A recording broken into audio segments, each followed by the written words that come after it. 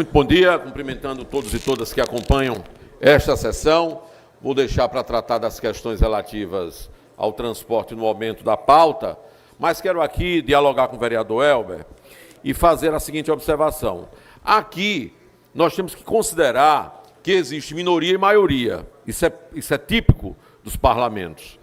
Mas é bom que se considere também que as minorias preservam para si direitos. E não há que se falar em Estado democrático onde se sufocam os direitos das minorias. Aqui nós devemos lembrar como recentemente requerimento aqui foi alvo de questionamento de que era desnecessário, requerimento que é a maneira formal do parlamento se dirigir ao executivo, foi questionado como um instrumento para pedido de informação, previsto no regimento desta casa.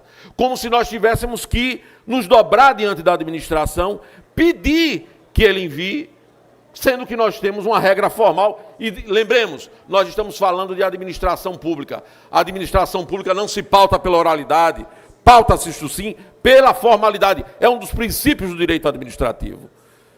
Então, nós temos que tomar muito cuidado qual é o caminho que nós vamos seguir. Ser minoria não é problema no regime democrático. O problema é quando, fora das regras da democracia, as minorias são sufocadas, porque aí não tem democracia. E aí não levar em consideração um projeto que um parlamentar apresenta, porque ele faz parte da oposição, portanto da minoria, é não trabalhar em favor do povo. Eu estou aqui, sou oposição, assumidamente oposição. Mas não tenho dúvida, os projetos que forem enviados para cá, que forem de interesse do povo de Aracaju, serão por mim apreciados, serão por mim encaminhados para aprovação. Porque não é esse o entendimento. Se veio da prefeita, veio do executivo, ou se veio de algum colega parlamentar que é da situação, eu já vou de saída dizer que não voto, que sou contra. Isso não é correto com o povo de Aracaju. Tem que avaliar o mérito de cada coisa e buscar os caminhos para o entendimento entre a oposição, a situação. Essa casa é uma casa de entendimentos. E é isso que a gente... Aliás, eu acho que é o que tem se buscado aqui nesses últimos dias, essa protelação da votação, é a busca do entendimento. Eu acho que isso engrandece o parlamento. Sufocar minorias, retirando direitos de exercício democrático do papel que as minorias cumprem nos variados parlamentos do mundo, nas democracias, não é correto. Então, dito isto, eu quero então tratar do assunto que me trouxe à tribuna na manhã de hoje. Veja, quero de saída dizer uma coisa. Acredito que precisamos começar a entender por que o tratamento que a administração municipal está dispensando para a questão do transporte coletivo é um, e para a questão do lixo é outro. Da limpeza urbana é outro. Se é verdade que, se não tomarmos as cautelas necessárias, a interrupção do serviço de transporte coletivo ou problemas dele pode gerar agravamento para a situação do povo, concordo. Mas é verdade também que se nós não tivermos o mesmo cuidado, vereador Isaac, no que diz respeito à limpeza urbana, os problemas seguem também para a população. E parece-me que há um tratamento diferenciado. Eu começo a pesquisar o que é que está levando a administração a ter tratamentos diferenciados entre esses dois serviços. Se não, vejamos, a situação, eu quero aqui aproveitar para me solidarizar com os trabalhadores da limpeza urbana desta capital, que seguem tendo vários problemas. E ninguém venha para cá dizer, porque já tinha no outro, é verdade. Quem é que vai defender aqui que muitos dos problemas que a administração está vivendo, se viveu anteriormente, mas essa prefeita foi eleita sob a égide de apresentar alternativas. Algumas teremos que dar tempo, outras exigem agilidade. É da natureza de quem administra. Então, vejam, os trabalhadores da limpeza urbana continuam com problemas relativamente a salários. Os trabalhadores da limpeza urbana continuam com condições de trabalho que têm sido agudizadas, têm sido cada vez mais colocadas num patamar de insustentabilidade. Se vocês forem observar, e é bom que eu tenho recebido notícias, fotos, áudios de denúncias dessa situação, é incrível. Como estão os banheiros, o banheiro que usam lá, as condições dos carros que eles trabalham, não tem lugar para descanso, nem para sentar na garagem enquanto esperam a saída para o seu trabalho. sofrem pressões psicológicas permanentemente lá dentro, qualquer coisa é ameaça de sair. E aqui para concluir, presidente, a limpeza urbana, não venham dizer que é porque o povo joga lixo nos lugares, porque não é só isso não. Andem mais um pouquinho pela cidade, vocês vão ver que as ruas são tomadas por mato, por capim, não tem serviço de capinação, e em muitos lugares o lixo se acumula porque não tem uma operação de cuidado e de zelo com a cidade.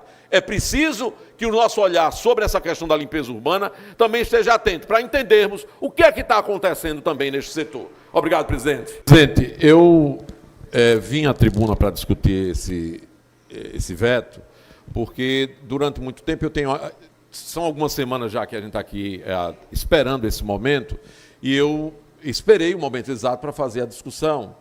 E fui também analisando e ouvindo muita coisa. Quero primeiro dizer o seguinte: eu estou subindo à tribuna para tratar de um problema que eu já estou aqui no 4º mandato de vereador.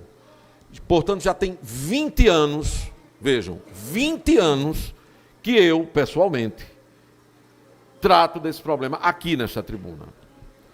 Então, primeiro eu quero desmentir algumas análises que aparecem por aí, dizendo assim: só estão questionando agora que a prefeita Emília assumiu. Mente quem diz isso. Esta casa, ou sou eu que estou mentindo aqui? Esta casa discute a problemática e cobra dos prefeitos que se sucederam essa situação do transporte coletivo permanentemente. Então não é verdade o argumento de que, não, agora é a prefeita Emília que vai ter que resolver. Bem, ela vai ter que resolver por duas razões. Porque, primeiro, ela é a prefeita eleita. Segundo, ela disse que iria resolver. Ela vai ter que resolver. Agora, não é verdade dizer que só se cobra dela. Eu estou aqui no 4º mandato, há 20 anos eu já estava discutindo essa questão e cobrando licitação, porque eu entendo, vereador Isaac, que o processo de licitação, ele é o processo adequado para resolver isso. Mas discordo de Vossa Excelência quando diz que sem licitação não tem regulação. Espera aí, isso aqui é administração pública, há instrumentos regulatórios. A licitação é o remédio jurídico constitucional correto. Aracaju está devendo isso a seu povo há muito tempo. Mas há outros instrumentos que você regula. Tanto há que está aí funcionando. Há instrumentos regulatórios. O que nós estamos discutindo aqui, que é o veto, é uma iniciativa que visa cercar o funcionamento desse sistema de algumas travas para que ele funcione menos precariamente do que ele tem funcionado. Essa é a minha leitura. Essa é a minha leitura. Então eu quero falar aqui nessa condição, na condição de um parlamentar, que já foi aqui oposição, liderou oposição durante 4 anos, o vereador Vinícius está aqui, sabe disso, já fui parlamentar de situação. Quando o vereador Vinícius era presidente nessa mesa, presidente Ricardo, teve uma votação de aumento de passagem, porque naquela época nós ainda tínhamos a prerrogativa de discutir nessa casa sobre aumento de tarifa de transporte coletivo, tiraram essa prerrogativa da Câmara, mas a gente tinha. O vereador Vinícius estava aí nesta cadeira como presidente, e eu me lembro de uma certa vez em que estava para se discutir aqui, para se aprovar aumento de tarifa, e suspendeu a sessão, ficou um tempo imenso, porque tinha um requerimento meu que pedia ao prefeito João Alves Filho que viesse para casa a planilha de custo, como previa o nosso regimento, e não tinha chegado. Suspendeu-se a sessão, o prefeito mandou naquela época, o prefeito atendeu uns 2 pedidos meus que foram bons. Há muito não se havia chegado aqui nessa casa, vereadora Sônia, a planilha para se discutir. A partir dali começou a ser essa prática. E foi isso que me permitiu mostrar que a passagem de Aracaju era cara, que o valor era superfaturado, porque minha assessoria foi em campo, cotejar, fazer a comparação, a parametrização dos valores que constavam na planilha e os valores que constavam no balcão dos lugares onde se vendiam os produtos. E constatamos que no balcão, que era a varejo, era muito mais barato do que o que eles botavam na planilha, que era no atacado. Isso é a história. Então não me venham com o argumento de que vão cobrar agora porque é a prefeita Emília. Eu cobrei como vereador de situação, cobrei como vereador de oposição, e os anais da casa e a história registrar isso. Então eu quero primeiro colocar essa questão. Depois eu quero seguir para dizer o seguinte: fica ruim esse argumento de que a prefeita chegou agora. Eu quero dialogar com os colegas. Ela chegou agora, ela precisa realmente de tempo para mostrar as coisas agora. Veja, uma situação como essa, ela acompanhou aqui vários anos. Ela acompanhou aqui durante vários anos. Dizer que cobrar dela agora não é correto porque ela não tem alternativa, significa dizer, no meu entendimento, de que ela sabia do problema e não se organizou, não pensou, não se planejou, prometeu sem ter planejado o que era que ia fazer. É claro que eu sei dos problemas todos que existem nessa seara. Não é um problema fácil de resolver. Me coloco na posição da prefeita, porque eu sei que não é um problema fácil de resolver. Mas é preciso também não ficar colocando o tempo inteiro, porque ela está começando. Não é assim, ela não está começando. Ela acompanha os problemas da cidade há muito tempo. Tanto assim que ela prometeu que ia resolver. Outra coisa que eu queria tratar aqui, porque eu não vou ter tempo de tratar tudo, mas queria destacar o seguinte. Há um argumento, e aí isso é importante, eu queria dialogar com os colegas, que eu estou ouvindo os colegas usarem muito esse argumento. Se a gente derrubar o veto, vai impedir a empresa de cumprir a obrigação de pagar o salário, inclusive. Não estão usando muito isso? É a história do remédio, que eu acho que é um pouco enviesada, mas é a história do remédio. O remédio que estão dando não resolve. Eu quero aqui dizer o seguinte, servidor público, quando o governo está sem querer pagar salário, arguindo que não tem dinheiro, sabe o que é que fazem? Vá pegar emprestado no Banésio ou Avalizo. Veja, se o empresário não está com dinheiro para pagar o salário dos seus trabalhadores, vai precisar receber, provar que está em dia para receber o subsídio, vá aos bancos pedir empréstimo para pagar o que está em atraso. Não tem como pegar tudo, venda patrimônio. Se não tem como ter crédito. Se não tem patrimônio, é preciso que tenha uma intervenção nessa empresa, porque ela não pode oferecer o serviço. Agora não. Querem argumentar que o único remédio para eles poderem pagar é receber o subsídio. Isso é argumento que não se sustenta. Não se sustenta. Há outros caminhos e acredito que a necessidade de ter requisitos para receber subsídio, ela é necessária. A necessidade é urgente. Até para estarmos em acordo, eu quero pedir aos colegas que depois façam uma pesquisa.